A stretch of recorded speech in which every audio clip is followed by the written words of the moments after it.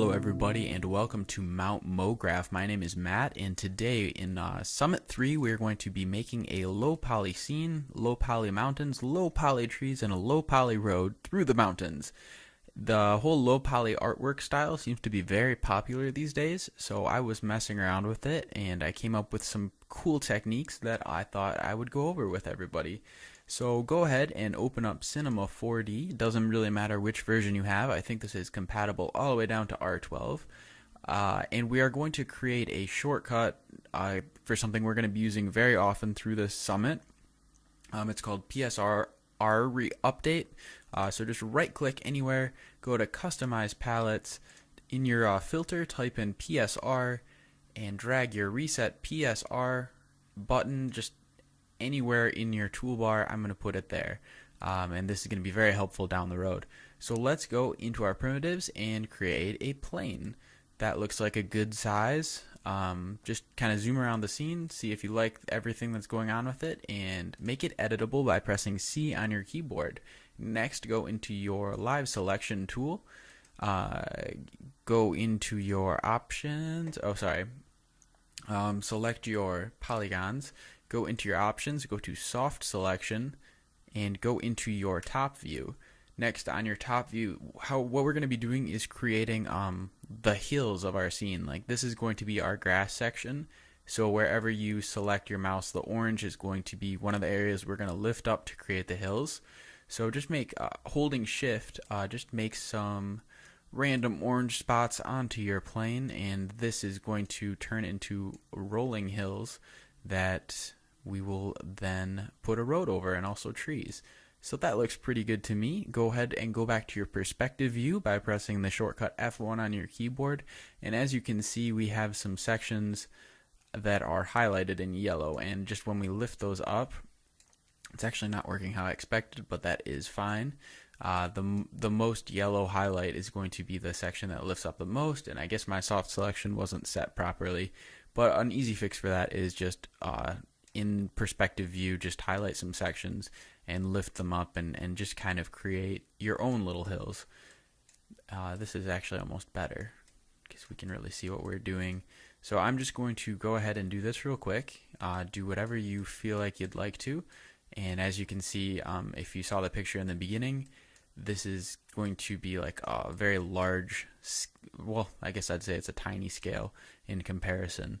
So here we go. This is going to be our hill scene. I think this looks pretty good, and it doesn't matter that much. This is all just going to be going over some little experiments I kind of found inside of Cinema 4D to create this low poly artwork. Alright, so let's go and go to our model selection tool. And as you can see, if I do a quick preview, a quick render, we can see that we now have rolling hills. So let's create our grass material for our hills. Go into a new mat, so just double click in this area or go to create new material. Go to color, go to texture, go down to gradient, double click your gradient, go into your 2DV, which is for vertical, and we are going to just pick some random green colors that look grassy. So make it really grassy. I'm going to just click around and see. This looks fine to me. Go into your diffusion. This is something I always do. I don't know if it makes that big of a difference. I always feel like it makes my stuff look a little better. So go into your texture, go down to noise, double click your noise, and just go to your global scale and do like 0.2. And as you can see, we get all these little dots, which will affect our texture. I just feel like it makes it look more like paper. So that's something I always do. You guys don't have to. That's just something I do for a lot of my projects. Also, be sure to rename your stuff. So I'm going to call this grass. And let's go and drag our material onto our plane. So now if I was to do a quick preview, we have some grass. Let's add a subdivision surface to this. It was HyperNurbs in R14. And just drop your plane in there, and so now we have some. It's more rounded and not so clunky looking. So there we go. It looks like a golf course. So make your subdivision surface editable by pressing C on your keyboard, and then go to right click, select children, right click, connect objects, and delete. and let's call this object grass, because it is grass. Alright, let's now create our road. So go into your top view by pressing the shortcut F2 on your keyboard, and we are now above our grass. So go into your spline tool, grab your Bezier drawer, I'm not sure what to call this, Bezier maker, freehand, whatever you'd like, however you'd like to create your spline. It doesn't matter, once again, totally up to you, creative freedom. So I'm going to use the Bezier handle. And let's make this, so you got to think this is a pretty big scene, so let's make our road with lots of turns like it's very small in scale. So just kind of have it weave around through the scene. You don't have to know where the hills are. We're going to fix all that in just a second. And just kind of make a nice little interesting path. It does not have to be perfect. Now let's go back to our perspective view by pressing F1 on our keyboard. Man, I always start these off so crazy, and then you know, it's harder than you think making a tutorial on the run. So let's go and drag our spline up into the air, and make sure, what's really important is make sure that it's not touching any of the hills. So if your hills were a different height than mine, or just double check, zoom around your scene, and make sure your spline that is going to be our road in a second is just completely off of all of your hills. So press F2 on your keyboard to go back into your top view. Click your spline, and let's actually rename this right now and just call it road spline. Just good to keep things organized. So next, go into your mesh options, go down to spline, and just bring that menu out. And you can do that by, when you go in there, just get these little dots at the top. If you release your mouse button on the dots, you get a window. So I actually made two, and I do not need two. Next, go on your road spline, press V on your keyboard to bring up your quick selections. Go to Tools and Modes and select Points. Do Command A on your keyboard to select all the points that we use to create our spline. And now we're going to smooth this out, because as you can see, mine especially is very, very rough, and it doesn't really make much sense. It's not a good road. I wouldn't want to drive on that. So click your round tool, or you can, if you didn't pull your menu out, you can go into Mesh Spline Round. But I'm just going to click it right here. And now let's really bump this up. I'm going to, what the heck? Okay, yeah, so if you don't have both of these highlighted, you can either click on these tabs or just hold shift and click them, and that'll show both. And mine didn't show both, so that's why I went a little stupid for a second. So go ahead and make like 150 points. And this is going to just create more dots on your line and smooth everything out when you hit apply. So I'm going to hit apply, and ooh, that did not smooth it out because I chose linear. So I'm going to choose cubic. And as you can see, we now have a nice smooth path. It looks much better than it did before, and I might even bump this up to 260. And that's going to look pretty good. So next, go back into your perspective view, and now we have this very orange worm floating above our hills. So what we're going to now do is drop this spline onto the hills. And it's normally kind of hard to get your splines to line up to a surface. But I actually learned this really cool little tip. I think it was on a video online. I don't really remember actually anymore if someone told me. But anyways, I'm going to share it with you. It's not directly from me, but I saw it somewhere or learned it somewhere, and I thought it was really cool. If I ever do remember where, I'll be sure to put a link under the video. And you go back into your top view, and we're going to hit project. And what this is going to do is like kind of shoot our spline down onto the surface beneath it, and it's going to line up perfectly, especially if you have enough frame points or little nodes on your spline. So hit project, and the most important part is to be in the top view and to have your mode set as view. So it's going to push the spline away from you till it hits something. So let's hit apply, and it kind of did something, but it's hard to see in this view. But if we go back into our perspective view and zoom in, you can now see that our spline is exactly on our hill. or hills. It just everywhere it's on the surface perfectly. So this is going to be how we're going to use this spline to create a road. And I mean, if you wanted to down the road, you could add a little car going on the path with the same spline. It has a lot of uses. If anyone would like to know how to like make a car drive on this road, please drop me a comment or shoot me a message, and I will make another video for it, or just answer your question, whatever is easier. Just kill some time making these videos, I guess. So now that we have our spline, let's make the road. So go into your spline paths and make a rectangle. Make your rectangle maybe 6 by 2 seems, oh, not 62. Make it like 6 by 2, and we don't have to see where it is or anything, because we're going to be putting both of those splines inside of a sweep NURBS, which is in your NURBS panel. Go to sweep and first drop in your road spline, that's important, and next drop in your rectangle. And as you can see, we now have a road. But one of the funny things that happens is banking is automatically turned on, so the road is going to turn, and we don't really want that. We want it to be a flat projection. So go into your sweep options, and go to your object, unclick banking, and as you can see, we now have a very flat path, a very flat road. So now let's create the texture for this road. Just hold command and drag grass out, rename this road outer, or really whatever you want, but I'm going to be making 2 different roads, and that's really easy. It's not any more work than what we just did. So in your colors, go to your gradient, and the vertical type is fine. So let's just create some dark gray, and this is just a really easy thing to do, and it always makes your project look a little bit better. So now just grab your outer road texture, put it onto your sweep NURBS. Let's name our sweep path outer road, because that is what it is. Next, let's make an inner road. So just holding command, drag your outer road, and we're going to name this inner road. Go figure. And now go down into your rectangle options, and we're going to actually make this one smaller and taller, or thinner and taller than our second one. So just go down to 5 and make the height, don't make it 2 or 3, make it like 1 point or 2.2 seems good. And as you can see, it's just going to give a little bit of an extra bump to it, which I think, you know, it's so subtle. I guess it's not that important. You guys don't have to do that. I'm going to say 2.5.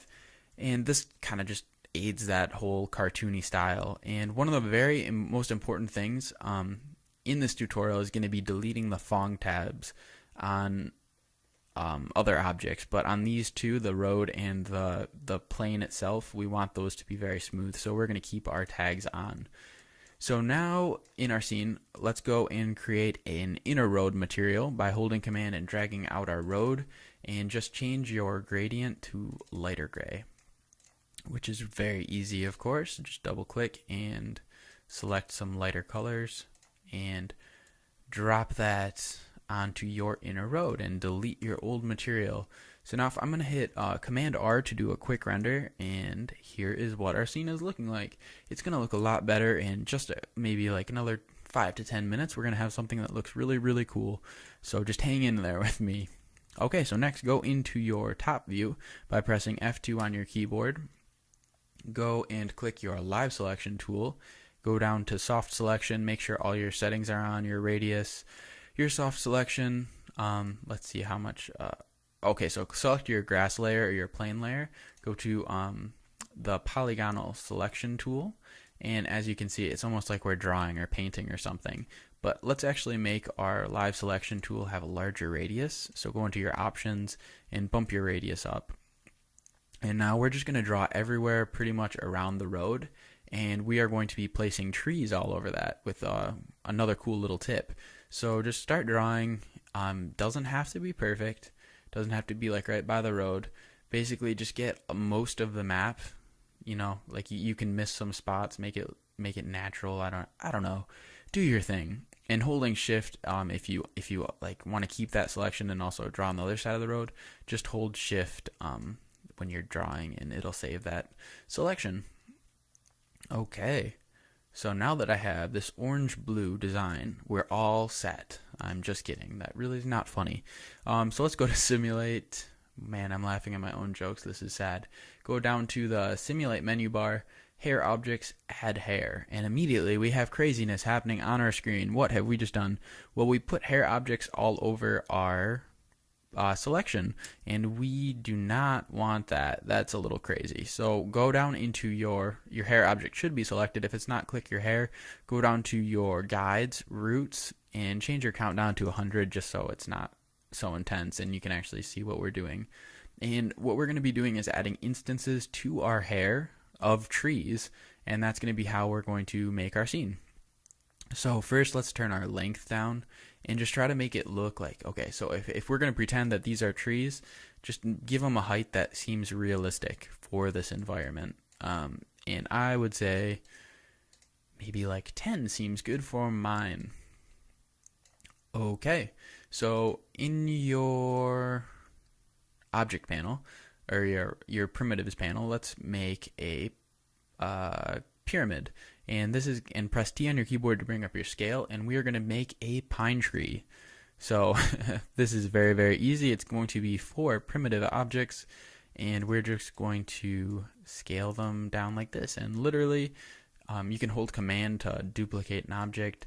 As you can see, I have created this amazing pine tree, and I will now be adding the trunk of it by making a cylinder, dropping it into one of the pyramids and doing a PSR update, which is the little button we added at the beginning, which is really helpful, and that just assigns any child the same exact coordinates of the parents, which is super, super helpful.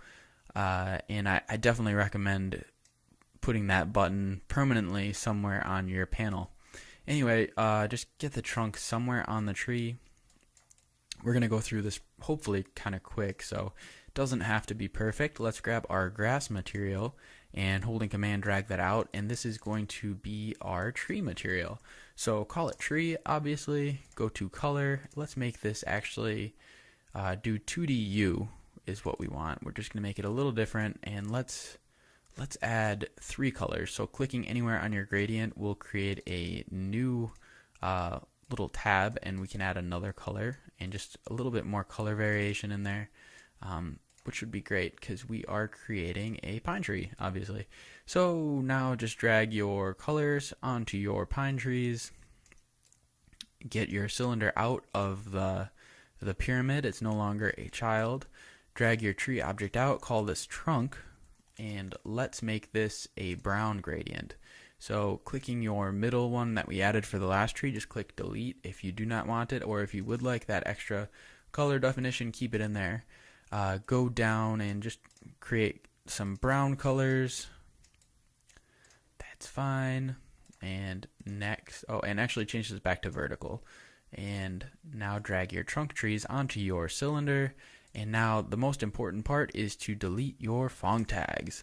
And what this does is it just makes it so it doesn't smooth anything out, which is great. But we remember on our inner road, outer road, and grass, we do want them to have Phong tags on there just so everything's smoother.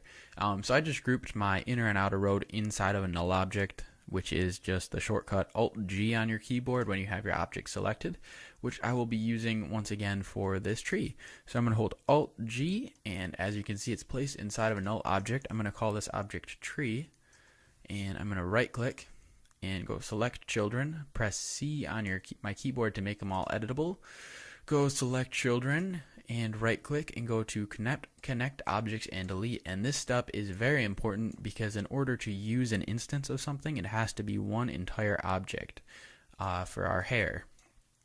So now in our hair objects, let's go and add our pine trees to these little guides. How we're going to do this is go into first we're going to start in guides, so make sure you have a decent count. Your length seems about right for your section. We're going to go into our our generate tab and unclick render hairs. Next go to type instance, and in this little box right here that says object, we're going to drag our tree1 object. So we won't see anything, well, we are not supposed to see anything right off the bat, and we will get to that in just a second. Anyway, so go to alignment and go to random. Go to something's going wrong here. Let's see. Oh, so under your guides, your hair object to guides, go down to root and oh, okay. So sorry about that, guys. Go to your hairs, go to roots, go to root, this section right here, and we want to set this as guides. So that means normally how it's done is hair is rendered between guides. So like between this one and this one, like whatever, Cinnamon will be like, okay, create 100, and that's where your actual hair is. But we do not want those thousands of hairs because that would look pretty intense. It's like we're up north, and we don't want to see that. So we now have our tree objects. They look a little funky right now. We're going to fix that, but they're now instances on top of our guides. So in your generate tab, make sure you have clicked keep textures, and this is going to keep our green and brown that we made our tree with. Otherwise, you're going to just have this gray mess. Okay, so now double click your hair material in your material manager, and we're going to call this just tree maker or something. I don't know. Tree maker is good. Thickness. So thickness is how we're going to actually create our trees. And what we're going to do is just bump up the bottom, see how it starts to, you can kind of see where this is going. But depending on how you made your trees, you're just going to want to size it so it looks pretty good. There's actually another button you can press. Inside hair, go to fit, and this will just make it so it scales a little bit more evenly.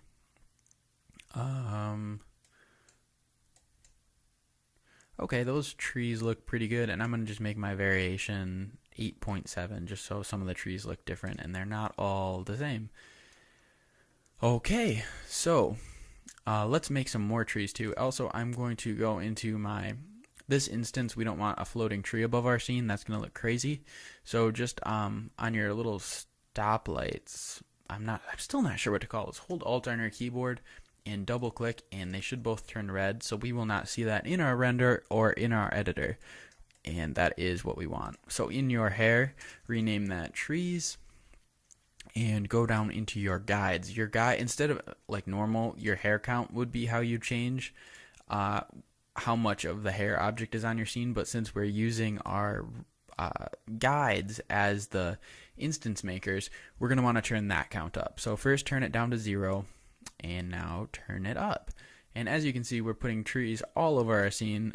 Some of these look a little funny. We got some fat trees floating around here, and I'm not super happy with them, but this will get the idea across, I hope at least. Okay, so I'm just going to do Command R real quick to do a quick preview, and as you can see, our scene is looking alright. It's going to look a lot better once we add some lights, but we're getting to that shortly. Alright, so now that we have our trees, let's create our mountains in the background. So what we're going to do is go into your primitives, select your landscape tool, which is super awesome. I use it for tons of other stuff. And in today we will be making mountains, which I think is actually what it's for. If you look at the symbol, landscape, it looks like it's supposed to create mountains. So first we're going to change our height and just kind of position it. This is going to be totally up to you guys. You're just basically going to want to create a couple different mountains and make sure your width segments and depth segments are turned pretty low, because we do want that low poly look. So I went 20 and 24, and these mountains are going to be significantly larger than our scene, but that's okay. So also just bump up some random, you just change stuff randomly for the most part, and it will work out in the end, I promise. Actually, no, I can't promise. You might do something awful. I'm just going to say it should look decent for the most part. It's really hard to mess up low poly because it seems pretty random to me. There are some really, really good low poly artists, so I will also say that, and they're really, really talented, but for the most part, it seems like you can just throw together a scene that looks halfway decent with just about no time at all, because it is, I don't know, it's just easy. But it looks pretty cool, and it's kind of fun to see this popping up everywhere. So I am relatively happy with these mountains. They look fantastic. So now these are your Phong tags right here, and just delete these. And as you can see, something changed. I'm going to do Command Z. If I was to render this right now, it smooths out. Like, as you can see, even though you can see your segments with your this shading, if your Phong tags are on, it's going to smooth everything out, which is kind of ruins the style. This is like more cartoony, and that's not what we want to see. So if you delete these, all the edges are going to be much more sharp and jagged, as you can see. So I think that looks pretty cool. So let's create our mountain material. We're going to use a similar color to the trunk, so I'm just going to hold Command, drag out the trunk, double click that, and name that mountains. Alright, now that we have our mountains, let's just change some of the colors so it's not identical. I'm going to actually go kind of a dark grayish. I don't know. Alright, so this kind of looks like the same as it does in this editor. Also, let's grab our landscape items and just put this in a null object and name this mountains. Alright. Ooh, I can't type. Okay, so now grab your mountains material, put this on top of your mountains, and we now have here, I'll do a quick preview. Once again, we do not have lights in the scene yet, or really anything, but you can kind of see where this is going. My grass, my trees look absolutely nuts. They're all over the place. I think what all I have to do is just, I turn my variation up so much that it is really going crazy. So I'm gonna turn this yeah, there we go. Now no more Oompa Loompa trees, or giant ones. Okay, so let's now make a sky object. So just go right here into your sky, create that, go into it, grab any of your materials or double click for a new one and just drag that out and call this sky, and we're going to be creating a blue gradient. This one we're going to want to change to 2D circular and just pick some bright blues, give the scene some life. Okay, so I'm going to drop my sky on there, and we'll do a quick preview once again. Actually, in your sky object, turn your diffusion off. That's going to really mess stuff up, and we do not want that. Might look cool for some stuff, but definitely not on this project. So I'll do a quick preview, and as you can see, our scene is coming together. We have a bit more to do, and it should look really cool if you hang in there for maybe another 5 minutes. I think I've said that a couple times now. Alright, so grab your mountains, and we're going to create the snow and ice. And how are we going to do this? We're going to just copy this and change the material, because we're awesome. So just holding Command, drag up a little bit, and this is going to create another instance inside of your object manager. Right click, go select children, press C to make them editable, right click, select children, right click, connect objects and delete, and now we're going to be able to scale our whole mountains just to give like the tops of them some ice. So we're just going to scale that down, grab your mountain material, right click, drag out, and let's make this white. So we're going to get light gray, white, maybe turn on luminance, which is your light channel, just a little bit to make it a little brighter. Reflection, we'll turn some of that on. Texture, we'll go to Fresnel just to give it a little bit more to it than the other colors and make it stand out a little bit more. And hopefully this looks alright. We'll drag this onto our mountains, and now we'll be able to really see where we're putting our snow. So I'm going to scale this down a little bit. And this is going to be where you're going to want to like kind of think about where you're going to have your camera and just position it how you'd like it. Okay, I can work with that. That seems good. And now let's copy this channel and maybe rotate this a little bit. So this is a second instance of our mountains, our mountain snow, and this is going to be our mountain ice channel. And this just kind of gives it some more character to the whole thing. So right click your mountain material, command drag out, and let's rename this Mountain Ice. And this is going to be just a lot of transparencies and a lot of reflections. Turn off your diffusion, your luminance, turn your transparency on. Let's select a bluish ice color.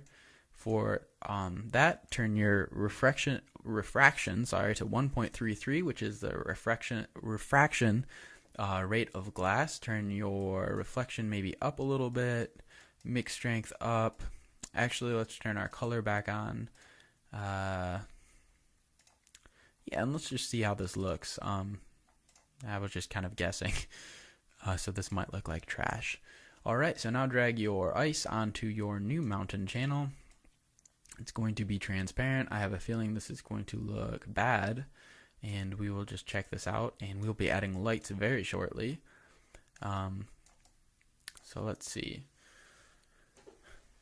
And I'll also be putting the project files up online if you guys want to take a look at them.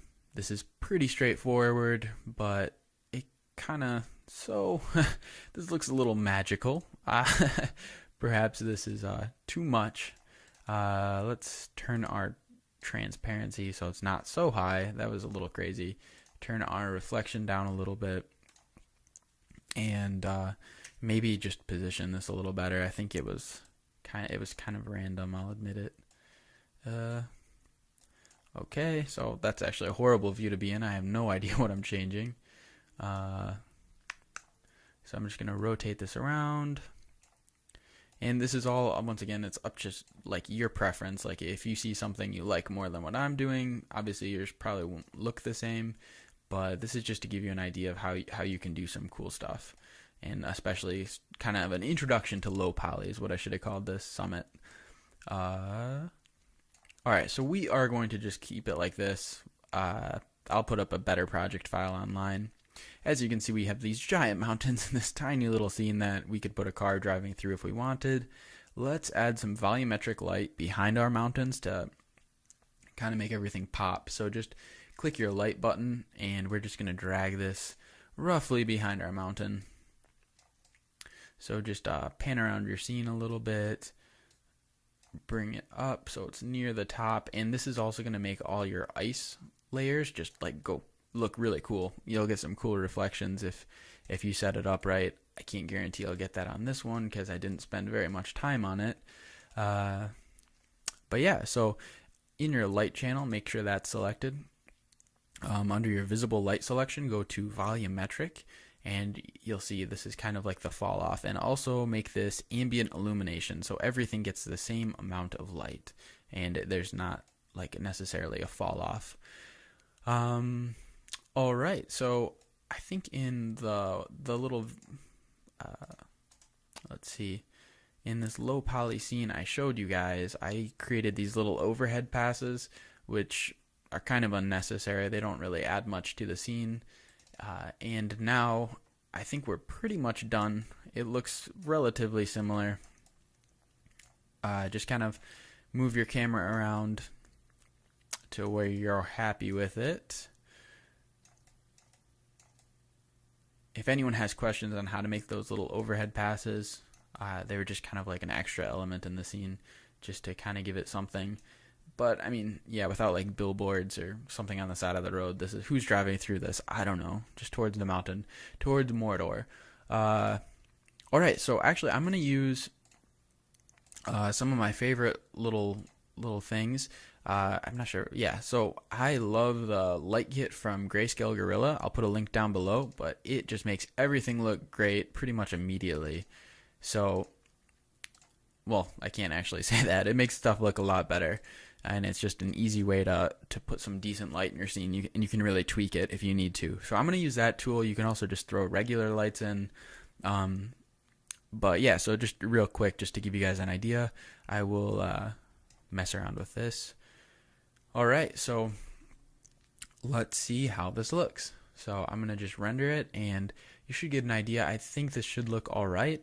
And this is just the whole low poly style. So I'm going to throw this project file up online. If you guys feel free to download it.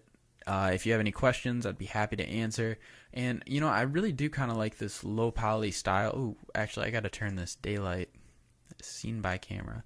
I really do like this low poly style. I feel like it does make some really cool artwork, and it's kind of so minimal that it's really fun to work with. And like I said, I mean, this took maybe like 20-25 minutes, I think. Let's see. Ooh, 34 minutes, but I talked a lot. And you have a decent piece of artwork. It's not something I would write home about. But like you can definitely get some cool effects with it. And as you can see, we have our volumetric light in the background kind of making our ice look a lot cooler, and you kind of get that glow of like, what's behind the mountain? I don't know. I guess that's what the road is for. Anyway, this was Matt with Mount MoGraph. If you have questions, drop me a comment, and just remember to keep your learn on, or get your learn on. I don't know. I had a slogan for a second. Oh, I'll just let it render. Yeah, but so I guess this does look kind of cool. Wow, that turned out better than I expected. Some of these trees are crazy too, but like I said, this didn't take very long, and you get a cool effect. So anyway, this was Matt with Mount MoGraph, and get your learn on. I'll talk to you guys later. See ya.